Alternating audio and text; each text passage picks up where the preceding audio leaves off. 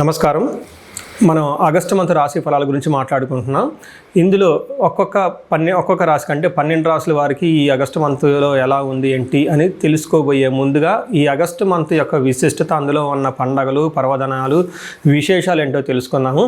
ఇందులో చూసుకుంటే ఈ ఆగస్టు మంత్ సంకటహర చతుర్థి నుంచి స్టార్ట్ అయ్యి మరలా సంకష్టహర చతుర్థితో ఈ మంత్ అంతా అయిపోతుందని మనం చెప్పుకోవాలి. ఇందులో ఇంకా మనకి ముఖ్యమైన పండుగలు ఏమున్నాయంటే, ఫస్ట్ వచ్చేటప్పటికి మనకి సికింద్రాబాద్ బోనాలు, హైదరాబాద్ బోనాలు, వీటితో పాటుగా గురు మౌఢ్యమి త్యాగం అంటారు. అంటే ఇప్పటిదాకా మనకు గురు మౌఢ్యమి నడిచిందండి.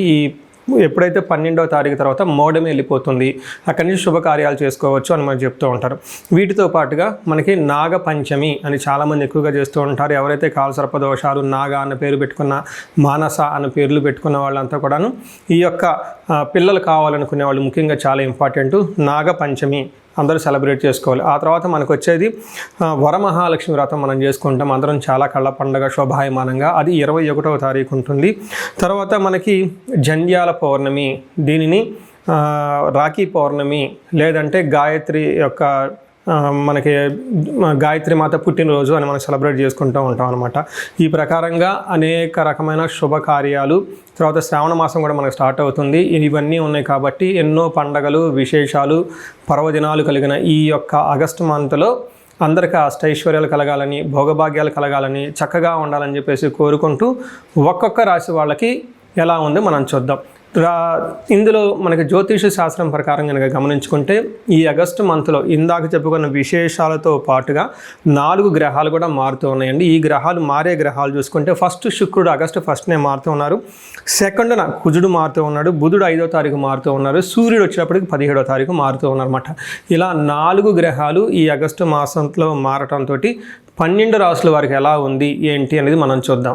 వృషభ రాశి వారికి ఆగస్టు మంత్ ఎలా ఉందో చూద్దాం. ఇందులో వృషభ రాశి చూసుకుంటే కొంచెం ఛాలెంజింగ్గా ఉంది ఈ మంత్ అని మనం అనుకోవచ్చు.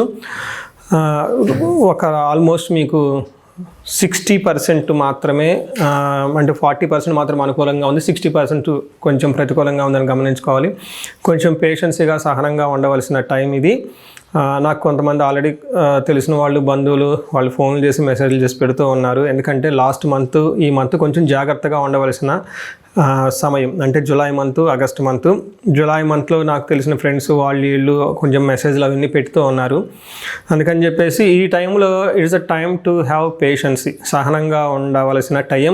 ఎవరికైనా అనవసరంగా మాటల యుద్ధము, అనవసరమైన భిన్నాభిప్రాయాలు రావటము, అనవసరమైన వాటికి పార్టిసిపేట్ చేయటం, ప్రతిదానికి రెస్పాండ్ అవ్వటం లాంటివి చేయకుండా కొంచెం అవాయిడ్ చేస్తే చాలా చాలా మంచిది.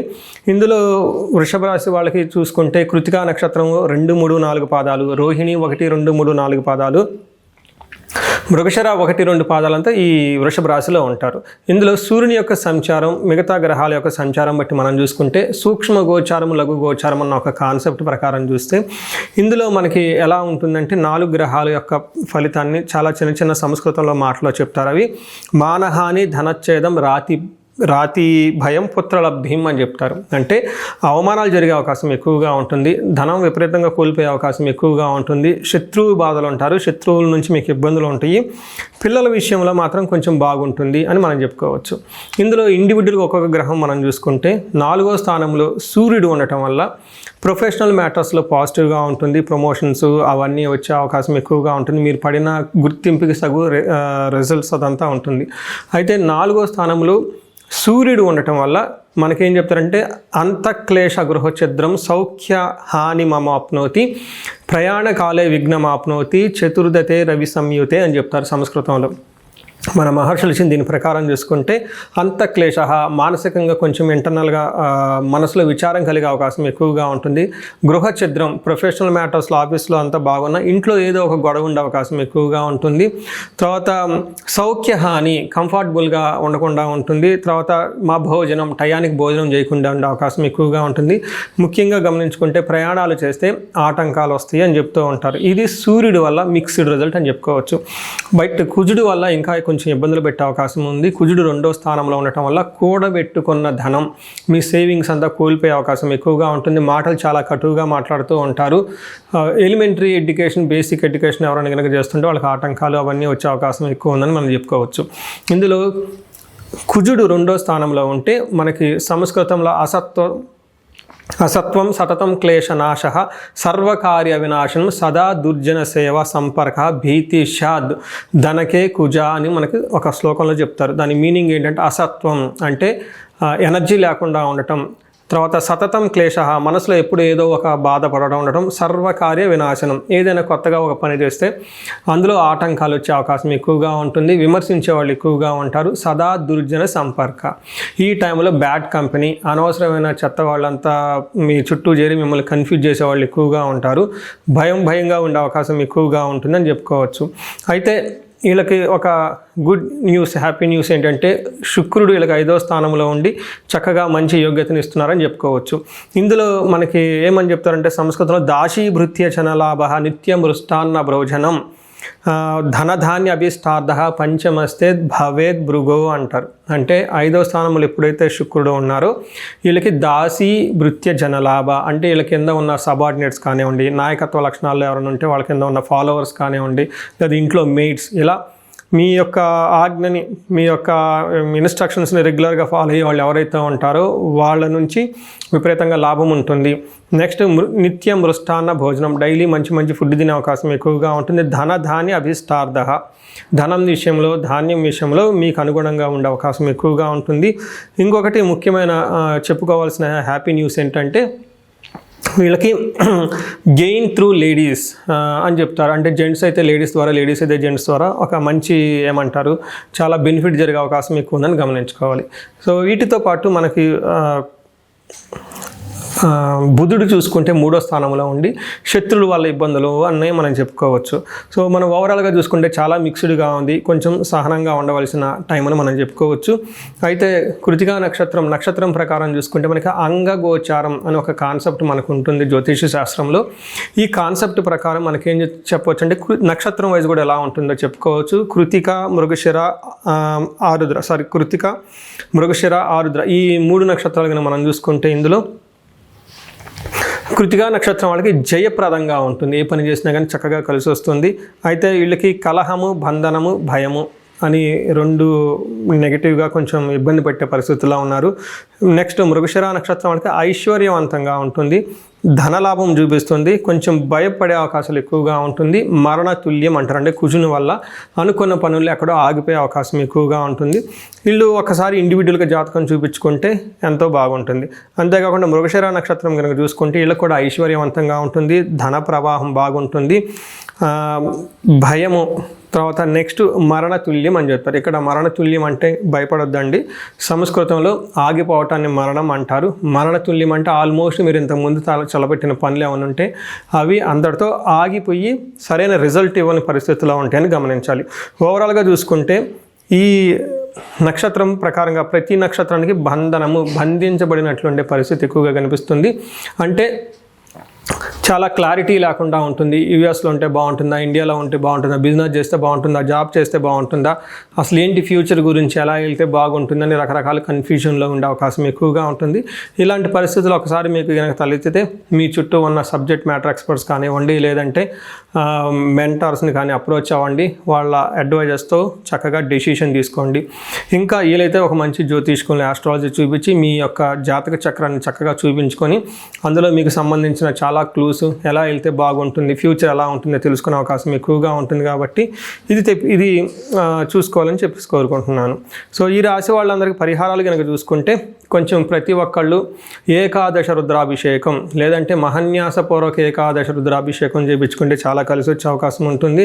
నెక్స్ట్ కుజుడికి కొంచెం ఇబ్బంది పెట్టే విధంగా ఉంది కాబట్టి మనకి క్షేత్రపాలకులు అంటారు, లేదంటే టెంపుల్స్లో క్షేత్రపాలకులు అని ఉంటారు, లేదంటే మీరు నివసిస్తున్న ప్రాంతంలో అది ఎక్కడైనా కానీ మీ సొంత ఊరు కానీ లేదంటే టౌన్లో సిటీలో ఎక్కడ ఉన్నా కానీ ఎక్కడుంటే అక్కడ గ్రామ దేవతలు ఉంటారు, వాళ్ళకి చక్కగా పూజలు చేసిన. రెండవది మీకు నాగపడగలు లేదంటే నాగుల కట్ట, అశ్వత్కట్ట అని కూడా కొన్ని ప్రదేశాల్లో అంటారు, అక్కడ చక్కగా అభిషేకం చేసి దీపారాధన చేసుకోగలిగితే చాలా చక్కగా మీకు ఆ ఏరియాలో ఉన్నందుకు ప్రొటెక్షన్ వచ్చే అవకాశం ఎక్కువగా ఉంటుంది. సో ఈ రాశి వారందరికీ అష్టైశ్వర్యాలు కలగాలని, భోగభాగ్యాలు కలగాలని చెప్పేసి కోరుకుంటున్నాను. చూశారు కదండి ఈ రాశి వాళ్ళు ఇప్పటివరకు ఎలా ఉందో గమనించారు. అయితే ఇప్పటిదాకా నేను చెప్పుకున్న దాన్ని గోచార ఫలితాలు అంటారు. ఇది మీకు ఒక 30 to 35, 40% మాత్రమే అప్లై అవుతుంది. ఇండివిజువల్గా మీ యొక్క జాతకాన్ని చూపించుకుంటే దాంట్లో మిగతా 50-60% మనకి ఎలా ఉంటుందో తెలుస్తుంది. టోటల్గా మీ యొక్క ఇండివిజువల్ జాతకాన్ని చూడటం ప్లస్ ఇది రెండు కలుపుకుంటే కరెక్ట్గా యాక్యురేట్గా ప్రిడిక్షన్ వస్తుంది. సో ఎవరికైనా కనుక మీకు ఏదైనా కనుక ఇప్పుడు దాకా చెప్పుకున్న దానికి మనకి డిఫరెంట్గా ఉంది, ప్రాబ్లంగా ఉంది, ఇబ్బందులు పడుతామని అనుకుంటే ఒకసారి ఇండివిజువల్గా జాతకం చూపించుకోండి. ఈ జనరల్గా నేను ఒక రీసెర్చ్ చేస్తున్నాను, 40 years +or-5 అంటే ఎవరికైనా 35 to 45 ఈ ఏజ్ బ్రాకెట్లో ఉండి మీకు సక్సెస్ఫుల్గా ట్రాక్ రికార్డు ఉంది లైఫ్లో, అంటే బాగా చక్కగా చదువుకున్నారు, చక్కగా మేనేజర్ లెవెల్ ఒక పొజిషన్లో ఉన్నారు, ఈ వయసులో అగైన్ అరౌండ్ 40, 45, 50 ఇలా ఈ ఏజ్లో కనుక ఉండి మీకు సడన్గా లైఫ్లో గ్యాప్ వచ్చిందంటే, అంటే ఒకవేళ జాబ్ పైన అన్ఎక్స్పెక్టెడ్గా, లేదంటే బిజినెస్లో విపరీతమైన లాసులు వచ్చినా, లేదంటే వేరే కారణాల వల్ల లైఫ్లో మీరు ఆగిపోయినట్లు కనుక ఫీలింగ్ వస్తే ఇండివిజువల్గా మీ జాతకం చూపించుకోవడం చాలా ఇంపార్టెంట్. ఈ వయసులో జనరల్గా శాపాలు అని ఉంటాయి, మాతృశాపం, పితృశాపం, గురుశాపం, సర్పశాపం, ఇలా ఏమైనా శాపాలు యాక్టివేట్ అయి ఉన్నాయా అవేంటో తెలుసుకొని వాటికి సంబంధించిన పరిహారాలు చేసుకోవాలి. అంతేకాకుండా మీకు ఇండివిజువల్గా నడుస్తున్న దశాభుక్తి అని ఉంటుంది, ఈ దశాభుక్తి యొక్క గ్రహాలు అవి గ్రహ దోషాలు ఏమైనా ఉన్నాయో తెలుసుకోవడం కూడా చాలా ఇంపార్టెంట్. సో ఈ ఏజ్ బ్రాకెట్లో ఎవరైతే ఉన్నారో 40 +or-5 years కెరియర్లో స్లో అనుకున్న వాళ్ళు ఇండివిజువల్ జాతకం చూపించుకొని ఇలా టోటల్ హారోస్కోప్ని స్కాన్ చేయించుకొని అందులో శాపాలు ఏమైనా ఉన్నాయా, గ్రహ దోషాలు ఏమైనా ఉన్నాయా, అవి సంబంధించిన బ్లాకేజెస్ ఉంటే అవి పరిహారాలు చేసుకోవటం వల్ల తొలగించుకుంటే లైఫ్ అనేది చాలా స్మూత్గా ముందుకెళ్తుందని మీరు తెలుసుకోవాలి.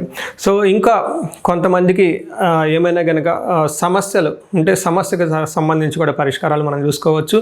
ఎవరికైతే ధనానికి బాగా ఇబ్బంది పడిపోతున్నారో స్వర్ణలక్ష్మి విశేష హోమం చేయించుకోవటం, కుబేర పాశుపతం చేయించుకోవటం చాలా ఇంపార్టెంట్.